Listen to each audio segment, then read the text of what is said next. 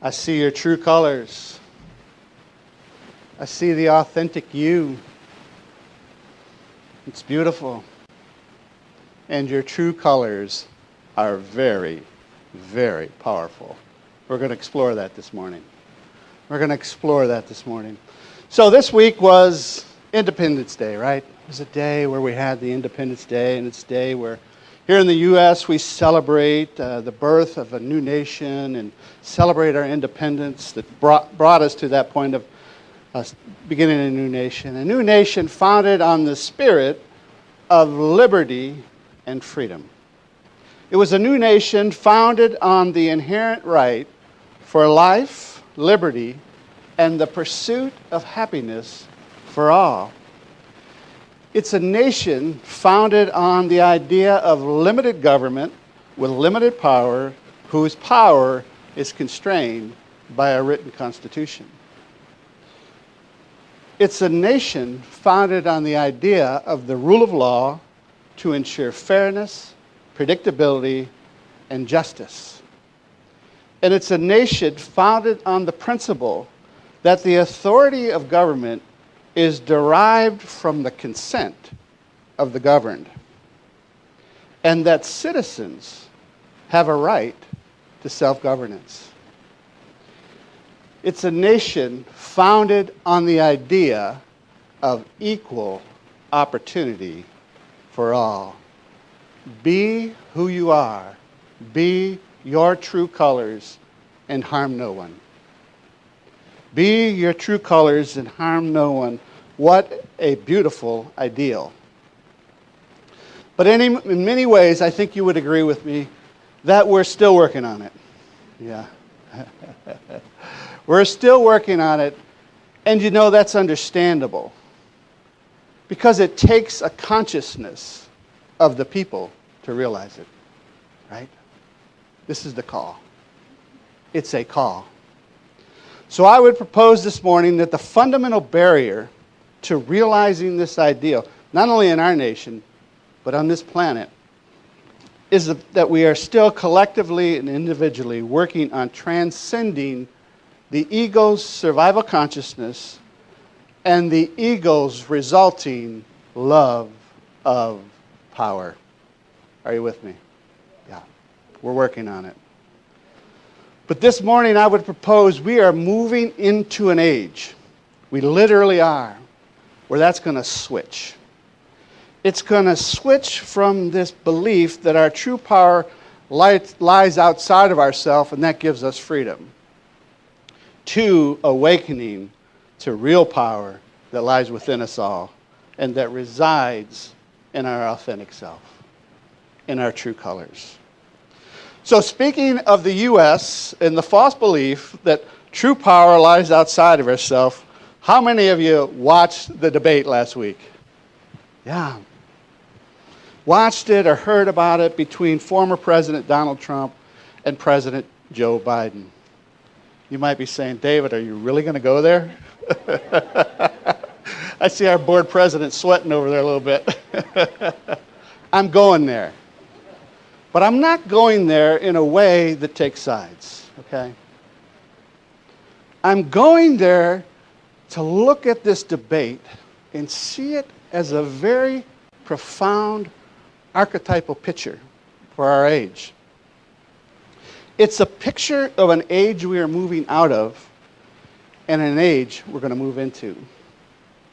Perhaps, just perhaps, this debate and others like it in 2020 are an archetypal picture of an old form of what so many have believed is true about power, losing its energy and making its last hurrah right before our eyes.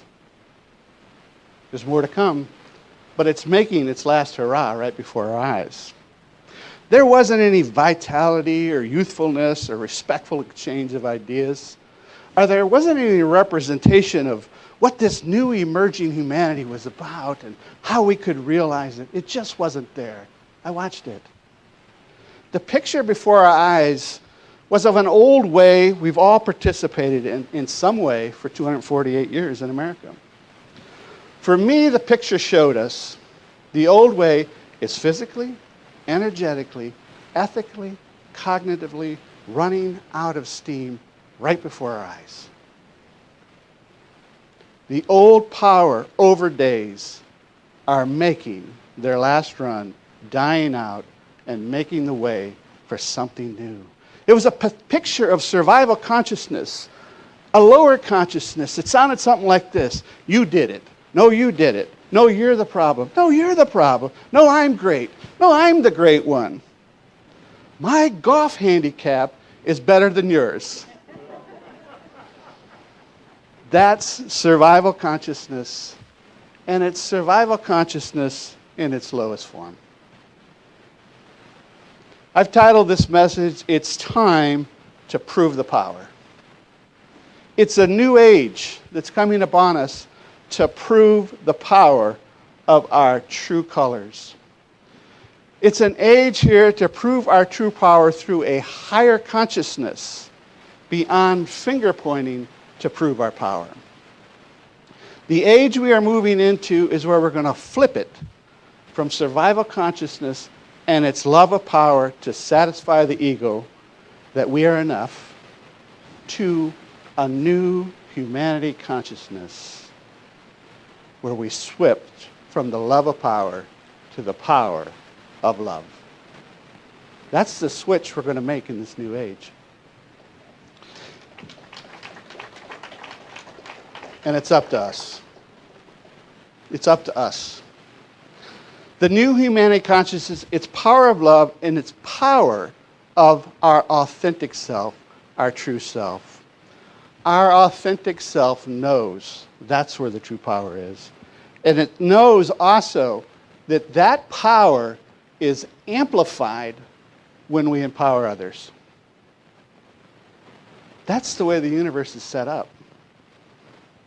That's where we're going. Are you in? I'm in. I'm in. Now here's the thing our new age requires. It requires we get honest with ourselves, all right? That we too still have remnants of loving power. We do. We got to find it in ourselves. Why do you think it's showing up on a debate stage? It's in the collective, right? You want a different debate? We got to clean it up.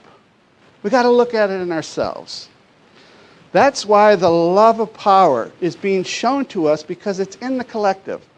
Our new age and its authenticity is about taking responsibilities for our fears that are driving us to need power over others to feel good about ourselves. I call that the look at me power, or the look at my title power, right? Yeah. And our age is also calling us to take responsibility for our fears that are driving us to hide from being our true colors. Yeah, in both ways. In both ways. The new age is going to ask us to be true to ourselves and discover that our power lies in the path of our destiny. So I'd like to visit a story. It's the story of Jesus, and we visited that many times in our series, The Stairway to a New Humanity. And you can see what the inspiration about that is about, is we have to move into a new, higher consciousness collectively. So here's Jesus. And I want you to see that this is a template, an archetypal template in this story that's showing us what it's like to not give away our power, but to live in the power of our path, to live in the power of our true colors. So Jesus comes to Pilate, and Pilate essentially says, look, dude, I've got power over you. I can determine your destiny. And, buddy, it's not looking all that good for you. Yeah. I can set you free, and you'll survive, but you've got to answer my questions. Now I'm paraphrasing that, right? Yeah. So let's visit it actually in John 18. Pilate then went back inside the palace, summoned Jesus, and asked him, are you the king of the Jews? Jesus said, is that your own idea, or did others talk to you about me? I am a Jew, Pilate replied. Am I a Jew? Pilate replied. Your own people and chief priests handed you over to me. What is it you have done? Jesus, speaking as the authentic self. This is the archetypal pattern it's showing us here. He's speaking as the archetypal self. He's speaking as a new human. That's what he's speaking as. Jesus said, my kingdom is not of this world. If it were, my servants would fight to prevent my arrest by the Jewish leaders. But now my kingdom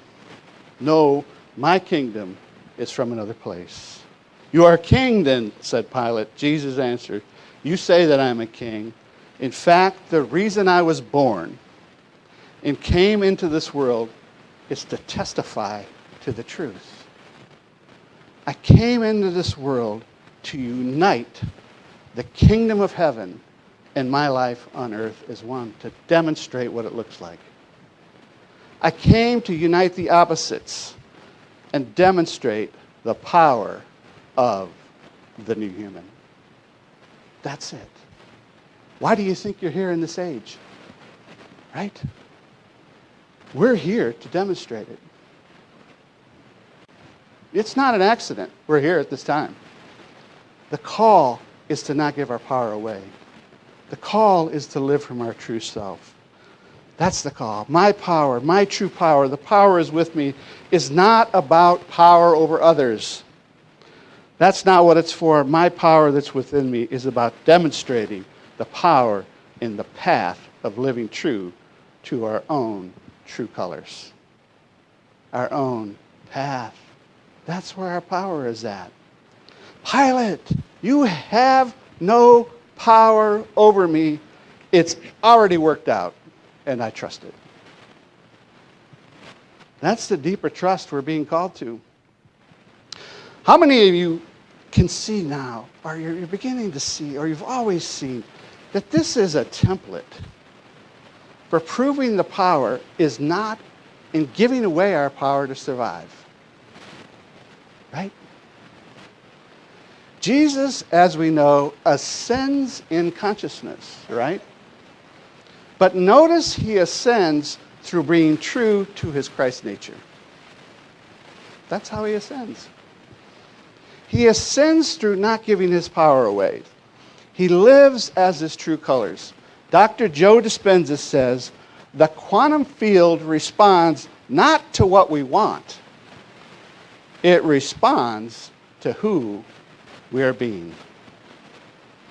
Read that again. We need that. Us new thoughters need that. We need to hear this strong. The quantum field responds not to what we want. It responds to who we are being. If we are being untrue to our inherent divine nature, our life will look like that, right? And if we are being true to our Buddha nature, our Christ nature, our authentic self nature, call it what you will, not giving our power away, our life will consciously evolve, and it will ascend, and we will ascend together. There's no other way. That's it. That's it. So our question this morning is, who am I being? Am I being who I am? Am I actively participating in co-creating a life that's authenticity for me and showing the way? You know, every teacher, if you pick up a book about moving into the Aquarian age, you'll find all different kinds of things about what it is, because people are looking at it from a different perspective. But just about in every single one of them I've read, it says that it's about an age of many living authentic lives. That's what this age is all about. It's about moving into a greater participation in our true colors. You know, in the unity movement, I got to share with you. Some of you know, but some of you may not. Right now, there's a hot debate going on in the unity movement about who should we be, you know? I mean, it's been going on for a couple years, and it's still going on. And the question is, should we be Christian? Should we be Fillmorian? Should we be New Thought? Should we be New Age? Should we be a blend, you know? These are the kind of conversations going on. I've been with that for a year or more now. And I'll offer you what I think we should be about. We should be about creating, co-creating a new humanity. That's what we should be. We should know what that looks like, what it's like to live the authentic life. What is the interior work we got to do so that we begin to trust that authentic power in greater ways? You know, I like to watch Carolyn Mace. You know, she's one of those that you either like her and maybe you don't, right? I like her. There's something about her charm, and I like because she kind of speaks the archetypal language, and she sees patterns, and, you know, I love that, right? But I was watching her recently, and she shared something unique about our age. I mean, this wasn't there back in the late 1800s when we started to evolve this new thought movement. This was not there, what I'm getting ready to share with you. We now live in the nuclear age. Think about that. We could self-destruct. That's literal. That's not an exaggeration. That's literal. We're also living in the age of artificial intelligence. We could self-destruct. We could give our power away to artificial intelligence. Now, this isn't a talk about, hey, artificial intelligence is evil. It's not evil. It's how we use it, right? It's the consciousness from which we use it. So what she shared was this. It was brilliant. That survival is always united together with creation. With creating. Survival is always linked together with creating. What are we going to create? We have to create. There's only one answer. There's only one answer to this. We have to create a new humanity with a higher consciousness. That's the only answer. A consciousness that it would never think about harming others to survive, right? A consciousness that has transcended such an idea among the masses. I would say if you're here on the planet at this time, this is a call for you and for all of us. We're moving into what many are calling the golden age of authentic life. So if you've been hearing that term recently, that we're moving into the golden age that's been prophesied for so many times, for so long in so many different traditions. But let's drill down deeper to discover the key to moving further into living a true life, true to our nature. I mean, it has been demonstrated now, and Jesus is here, and he's with his disciples, and he's resurrected. I mean, you talk about being in the don't give your power away consciousness. He's there, right? He's demonstrated. Don't give your power away, and you'll rise in consciousness, right? And he's glowing, actually. You read some of the stories, it says he's become a light being, a great bearer of light. And he can literally transmit that consciousness to another. Do you realize you have that power? We do. The more we are in that resonance of our true self, we're literally communicating to that, to everyone around us. So what I'm getting ready to read, he's going to teach them three things. Number one, he's going to teach them that always remember what it feels like to be true to yourself. Always remember what it feels like to be true to yourself. He's teaching them to remember the wonderful resonance of the nature of being your authentic self. Remember that resonance. Trust it. And he's teaching them that this being true to yourself is a very identifiable state. Can you agree with that? Do you notice the nature of when you're just in it? I mean, maybe, Bob, when you're up here performing, you just sink down into something, right? You can feel it. It's very identifiable. So here we go. Peter says to him, "Since you have explained everything to us, Jesus, tell us one more thing. What is the sin of this world?" Now you got to realize at that time that was a hot subject. It was like things are messed up, somebody must have messed it up, right? Yeah, things are messed up, somebody messed it up. What's the sin, right? Here's his response. Sin as such does not exist. Are you with me? You only bring it into manifestation when you act in ways that are adulterous in nature, when you're not being true to yourself. It is for this very reason that the good has come among you, pursuing its own essence within nature. Are you with me? Pursuing its own essence within nature. He's awake that he's won. right? He's pursuing that nature in order to reunite everything to its origins, in order that we can all come back home. What he's demonstrating, we're to demonstrate, right? He demonstrated. Then he continues, this is the reason for sickness and death, because you embrace what deceives you. Consider these matters then with your spiritual intellect. Now what I want to share with you is this is from the Gospel of Mary Magdalene. This was found in 1896. It wasn't converted to English till 1975, and it wasn't released to the public till 1995. Think about that. Here's a document telling us that the journey is to become the new human, right?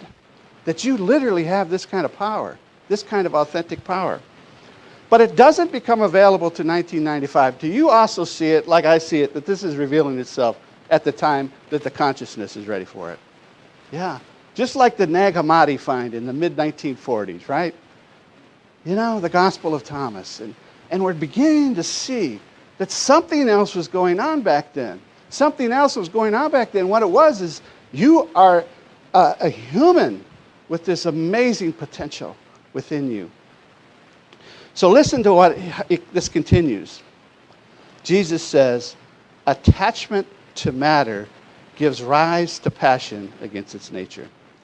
It's like saying when you're stuck in 3D consciousness, clinging to temporal manifestations, clinging to the ways of the 3D world, to give you your power, it gives rise to a passion against your own nature. Yeah, you with me? Yeah. The trouble arises in the whole body. This is why I tell you, be in harmony. If you are out of balance, in other words, if you're stuck in the lower chakras, you follow me? Yeah. If you are out of balance, here he tells them how to get unstuck. Take inspirations from manifestations of your true nature. Yeah. Know what that identifiable state is. Live in that. Call yourself to that. That's why we do I am affirmations. To really become acquainted with that, to become aware that that is so. Another translation of this same line of take inspiration from manifestations of your true nature, this comes from Cynthia Burgall. It says, keep your heart in natural alignment with your invisible prototype, which of course is your higher self, right? The interpretation goes on to say, when your heart is aligned, abundance cascades forth from that place of origin, infinitely more powerful than the scarcity and constriction of this world. It's a matter of purifying the heart. You know, the quantum physicist Erwin Laszlo, anybody familiar with him? Just an adorable man. I mean, I think he's probably in his 90s at this point. But I just love to listen to him talk. He said there's a great awakening occurring on the planet all the time that is not up to us. Our mission is to follow the deeper mission of the universe. A more conscious being, a new human, is bound to emerge. We are here for a mission, and that's it. These are his words. You're here for a mission to move into this higher consciousness of this new human, living from our authentic self, being true to our true colors. He goes on to say, as cosmic beings, our sacred task is to create a world dominated. That's a word of power, isn't it? Our sacred task is to create a world dominated by consciousness, human value, light, and love. We are it, and it is in us. Are you with me? That's why we're here. That's why we're here.